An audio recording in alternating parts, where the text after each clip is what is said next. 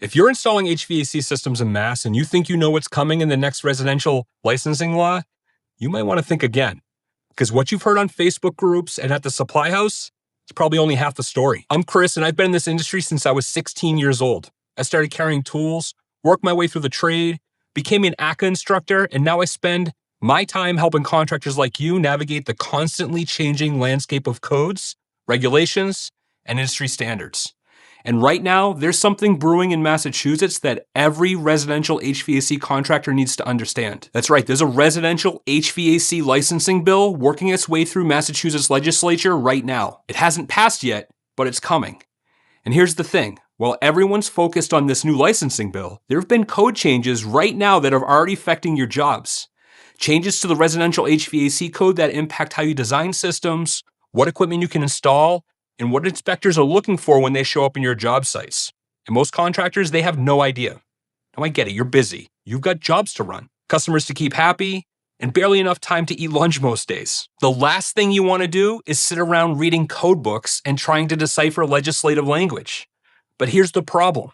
Ignoring this stuff doesn't make it go away. It just means you're gonna get blindsided when a building inspector shuts down your job, or when you lose a contract to a competitor who actually knows what they're talking about. Here's what most contractors don't understand about regulatory changes.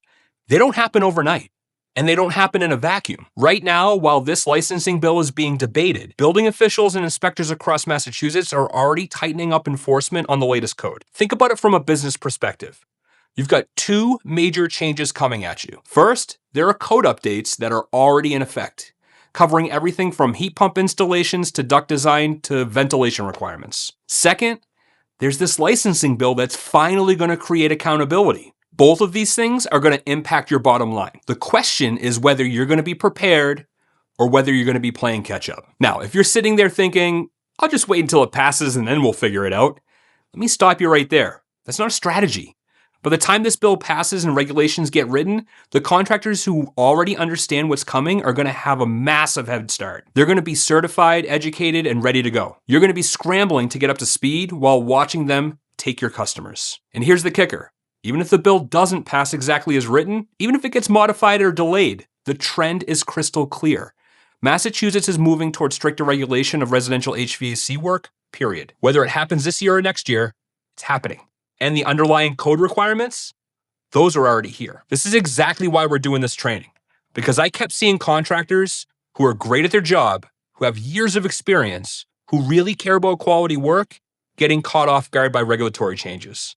Not because they're not smart, but because nobody gave them clear, straightforward explanation of what's changing and what they need to do about it. We're bringing in ACA New England to give you the latest update on where the licensing bill actually stands that day. Not rumors from Facebook, not speculation from the coffee shop. The actual current status of the legislation, what it's likely to include, and what you need to be thinking about. These are the people who are actually involved in the process, who understand the politics, and who know what's realistic and what's not. Plus, here's what nobody talks about. Massachusetts is pushing hard on electrification and heat pump adoption. That means there's serious money flowing into this sector. Rebates, incentives, utility programs, all of it. But to access most of that money, you need to meet specific technical and regulatory requirements. You need to be able to document your work. You need to understand load calcs, equipment sizing, and installation best practices. And you need to be able to prove you did it right. The contractors who understand the code and stay ahead of the licensing changes are going to capture that business. The ones who don't, they're going to be stuck installing furnaces and air conditioners while watching the market move on without them. Here's something else. The contractors who show up to these trainings aren't just there for code updates. They're there to network with other professionals who take this stuff seriously. You're going to meet other contractors, distributors, and even manufacturers who are dealing with the same challenges you are. You're going to share experiences, exchange ideas, and probably make a few connections that'll help your business down the road. Look, I get it. Taking time out of your schedule is tough. You've got jobs running, estimates to do, employees to manage. But here's what I learned over the years. You can pay now, or you can pay later, but you're going to pay. Investing a half a day in understanding the code and the regulatory landscape, which actually can be reimbursed up to 100% through the Massachusetts Workforce Training Fund Express program, is a whole lot cheaper than dealing with failed inspections, angry customers, and lost contracts. And honestly, with everything that's changing in Massachusetts right now, this might be the most important training you attend all year. The licensing bill is coming. The new code's already here. The enforcement's getting more strict. The market is shifting toward heat pump and electrification. And the contractors who understand all of this are going to dominate the next 5 years of residential HVAC work in the state. The training's coming up soon, and we're keeping class sizes and sponsors reasonable so everyone gets the attention they need.